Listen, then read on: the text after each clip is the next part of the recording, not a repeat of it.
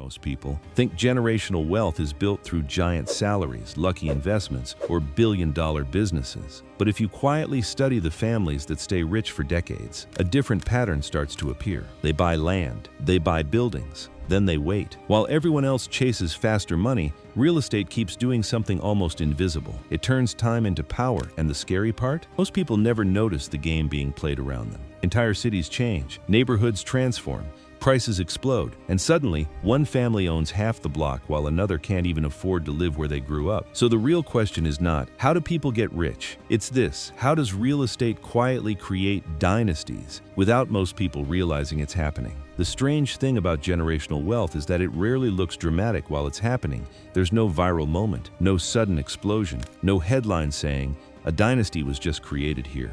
Most of the time, it begins with something painfully ordinary: a small building, a cheap piece of land, a neighborhood nobody respects yet, and one decision that seems boring in the present but becomes life-changing 20 years later. That's the hidden psychology of real estate. It rewards patience in a world addicted to speed. If you look at many of the wealthiest families in modern history, a surprising number of them didn't start with revolutionary inventions or celebrity fame. They started by owning physical space. The Astor family in New York became one of America's richest dynasties largely through Manhattan land ownership. Long before skyscrapers dominated the skyline, they quietly accumulated property while others focused on short-term trade and business. Decades later, the city expanded around them, and their wealth multiplied almost automatically. And that pattern repeats everywhere. Because real estate isn't just about houses. It's about control over location, control over scarcity, control over where people live, shop, work, and gather. That's why some investors call land the ultimate asset. Nobody can create more of it in prime locations. Once a city develops around a property, that space becomes more valuable, almost by default. But here's where it gets really interesting. Most people think real estate wealth comes from buying and selling. In reality, the biggest fortunes are often built by never selling at all. That's the part average people misunderstand. Wealthy families frequently use a strategy that looks unbelievably simple from the outside. Buy, hold, borrow against the asset. Pass it down over and over again. Instead of selling properties and triggering massive taxes, they keep ownership inside the family for generations. As property values rise, banks become willing to lend more money against those assets. That borrowed money is then used to buy additional properties, businesses, or investments. In other words, the property starts financing the expansion of the family itself. One building becomes two, two become 10, 10 become an empire. And because the original assets continue appreciating in value, time becomes their greatest business partner. That's why real estate is so different from many other forms of wealth. A luxury car loses value, technology changes, businesses collapse. Trends disappear, but land sitting in the middle of economic growth often becomes more powerful with age. Think about cities like Dubai, New York City, or London. There were areas in these cities once considered undesirable, even abandoned. Decades later, those same neighborhoods became some of the most expensive real estate on earth, and the people who benefited most were usually not the smartest people in the room. They were the ones who held on the longest. That's a completely different mindset from modern internet culture. Today, people are trained to think in days, weeks, and months. Fast profits, fast growth, fast exits. But real estate historically rewards people who think in decades. That patience creates a huge psychological advantage because most people quit too early. They sell when prices rise slightly. They panic during downturns. They focus only on immediate cash instead of long-term ownership. Meanwhile, institutional investors and wealthy families often become even more aggressive during economic fear. Why? Because they understand something ordinary buyers usually don't. Crashes are temporary. Ownership is permanent. Look at what happened after the 2008 financial crisis. Millions of people lost homes, but major investment firms quietly purchased enormous amounts of residential property at discounted prices. Companies like Blackstone expanded heavily into housing during the recovery years. What looked like economic disaster to the public became an opportunity for long-term asset accumulation, and over time, that ownership translated into enormous influence. Because real estate doesn't just create wealth, it creates leverage. A landlord with hundreds of apartments influences rent prices. Commercial property owners influence local business activity. Developers influence how cities physically evolve.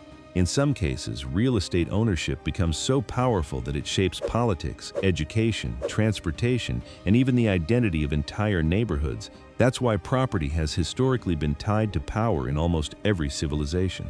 Kings fought over land, empires expanded through land, modern billionaires still compete for land. The technology changes, the principle never does. And maybe the most fascinating part of all is this.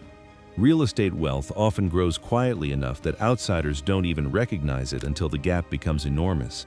A family buys property in one generation, the next generation collects rent, the third generation uses that cash flow to fund businesses, education, investments, and political connections. Suddenly, what started as just owning property evolves into social influence, financial stability, and opportunities most people can't access, not overnight, but slowly, silently, generation by generation. And this is where the conversation becomes uncomfortable, because once you truly understand how real estate builds generational power, you start noticing that the system was never designed around income alone. Two families can earn similar salaries for years and still end up living in completely different financial realities. Why? Because one family spends its income, the other converts income into ownership. That difference compounds harder than most people realize. Imagine two people living in the same city in the early 1990s. One rents an apartment for decades. The other stretches financially to buy a modest duplex in an overlooked neighborhood. At the time, the sacrifice may not even look intelligent. Repairs are stressful, mortgage payments feel heavy. Friends may even think it's a bad decision, but 25 years later, the entire picture changes. The renter paid for a place to live. The owner paid for an asset that kept growing while they slept. Now that property may be worth 5 or 10 times more than its original value. Maybe it produces monthly rental income. Maybe the equity helps pay for children's education, supports a business, or funds retirement. And then comes the most important transfer of all, inheritance. This is where real estate becomes generational power instead of simple wealth, because money can disappear quickly. But income-producing property can continue feeding a family long after the original buyer is gone. That's why many wealthy families obsess over trusts, property management structures, and estate planning. They're not only trying to protect money, they're trying to preserve continuity. They understand that ownership creates options for future generations before those generations are even born. And this creates something incredibly powerful: time freedom. Children raised in financially stable households often gain invisible advantages early in life. Better education, safer neighborhoods, more professional networks, more room to take risks, more time to recover from mistakes. The property itself becomes more than a building, it becomes a platform. But there's another layer most people ignore. Real estate also changes how people think psychologically. Owners often begin seeing the world differently. They pay attention to infrastructure projects, population growth, business expansion, zoning changes, and neighborhood trends. They stop viewing cities as places to simply live and start viewing them as systems of opportunity. That mindset alone can permanently alter a family's trajectory. And yet, despite all this, many people still avoid learning about real estate because it feels slow, complicated, or inaccessible. Social media has convinced millions that success must look exciting: trading charts, viral businesses, overnight millionaires. But historically, some of the strongest fortunes were built in silence. No cameras, no hype, just ownership accumulating quietly over time. That's why old money often looks invisible from the outside. You don't always see luxury immediately. What you're really looking at is control over appreciating assets operating beneath the surface year after year. And maybe that's the biggest lesson hidden inside all of this. Generational power is rarely created by chasing attention. It's usually created by owning things that become more valuable while the world changes around them. The people who understand this earliest often spend decades ahead of everyone else. Not because they work harder than every other person alive. Not because they're geniuses, but because they learned one critical truth. When you own assets tied to human necessity, shelter, location, land, time itself starts working for you instead of against you. And maybe that's why real estate has remained powerful for centuries. Through wars, recessions, political shifts, and technological revolutions. Because at the end of the day, civilizations change.